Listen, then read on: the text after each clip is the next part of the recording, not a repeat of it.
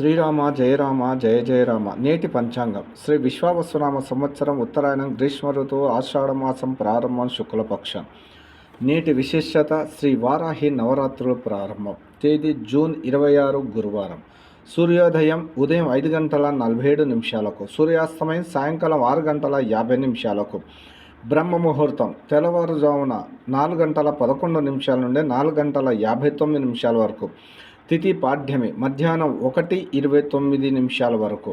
తదనంతరం విధియ ప్రారంభం. నక్షత్రం ఆరుద్ర ఉదయం 8:46 వరకు. తదనంతరం పునరస్సు నక్షత్రం. వర్జం రాత్రి 8:04 నుండి 9:34 వరకు.